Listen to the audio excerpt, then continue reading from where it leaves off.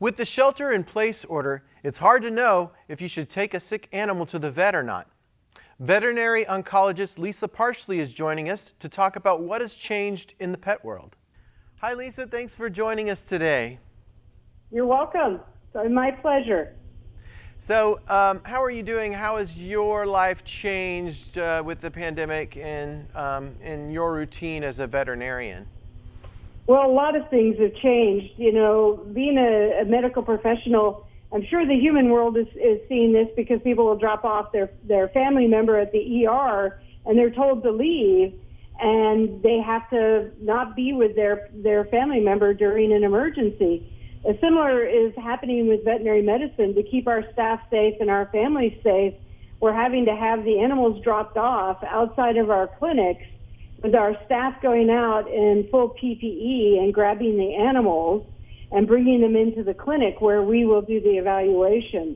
The other thing that's changed is I'm used to actually meeting the families of my patients, but now I have to do this all by phone. And you lose a little bit of that communication ability, reading the family, them reading you. The give and take is a little bit tougher. But most veterinary clinics that I know of are still open and still going. It's just different. And I think we're learning to communicate in a different way with our families, which, you know, communication is extremely important in getting effective medical care. So to review, the protocol is you take your animal, you guys pick them up from outside, and then mom or dad stays outside on the phone talking Yes. to you and telling you. Do they leave them? Do they stay outside and wait? I guess it just depends on how long. Well, in the past, when families would leave pets, they'd have somewhere to go. You know, they go down to the 5th on 4th for lunch, or they go downtown to a bookstore. But now most families, if they're going to leave the pet for any period of time, end up actually going home. And then we either contact them by phone, and then we have a conversation about what the treatment plan will be or diagnostic plan. The other thing that is actually good is we are now doing all our paperwork. Check-in paperwork is all online.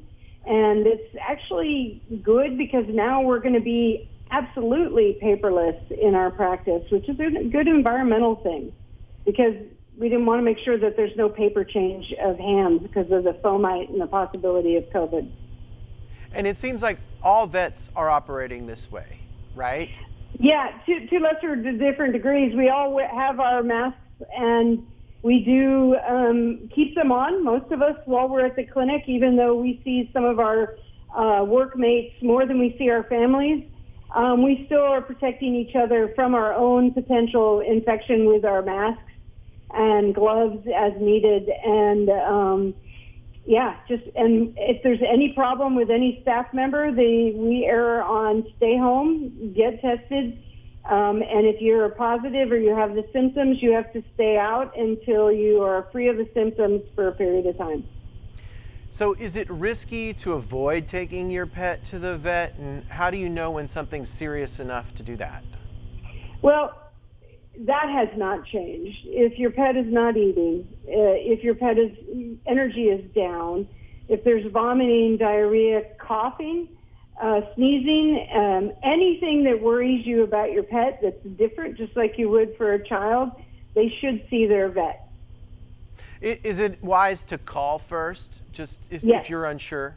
Okay. Partly because most vet clinics have their own COVID protocols, and being aware of what those are before you get there can reduce your frustration and make sure that your pet gets seen in a timely manner.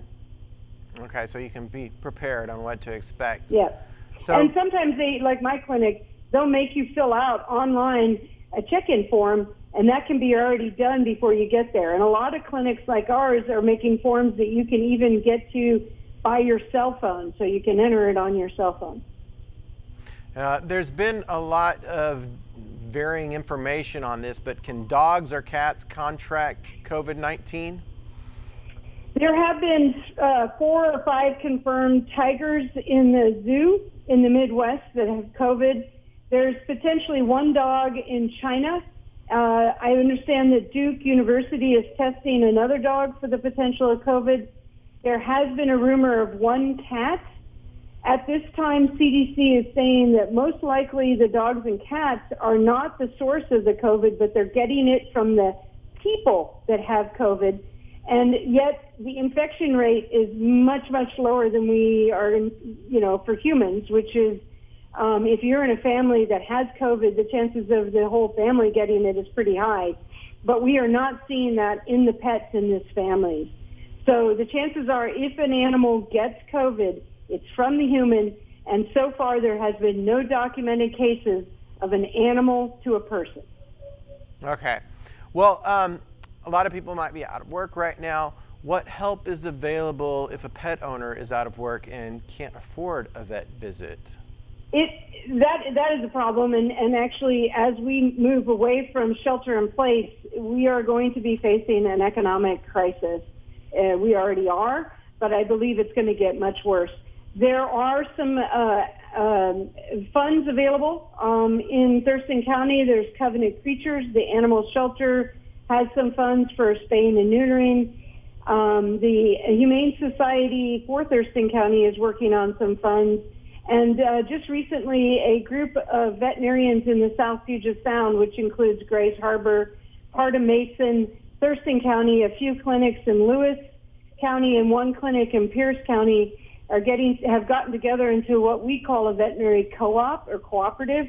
We talked at our last meeting of developing a fund that will be for people to be able to, in the future, reach out and get some financial help for diseases or injuries that we believe are reversible, but the families are having difficulty paying for.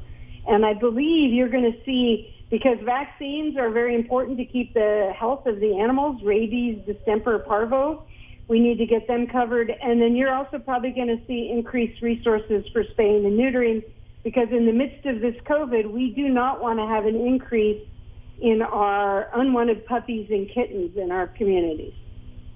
Okay. Well, do you have any ideas for what people can do for recreation with their pets while the parks are closed? Maybe some of the parks are reopening soon, but what can people do right now? Take them on walks. Just walk around the neighborhood, yeah? Yeah, and stay obviously 6 feet away from anyone else walking. Mm-hmm. And dogs can greet each other if you have a good leash on. Your leash is 6 feet, their leash is 6 feet, so you can stay 12 feet apart, and dogs can still greet each other. Take them on a walk. Both get exercise. I'm actually seeing a lot of dog walking going on in Olympia. I know some dogs that really miss that, actually. They want to go up to other dogs and say hi. Yes. It's good to know that they can, Yep. if your leash is long enough. Yep. And you shouldn't really have longer than a 10-foot leash. It's very difficult to handle a dog that's very exuberant, anything longer than 10, without injuring yourself as well as your dog. Okay.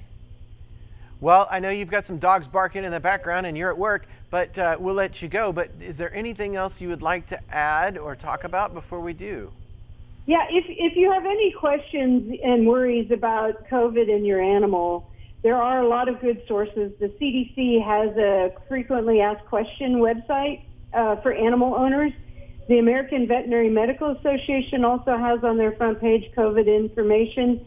The Washington State Veterinary Medical Association has also been featuring COVID information.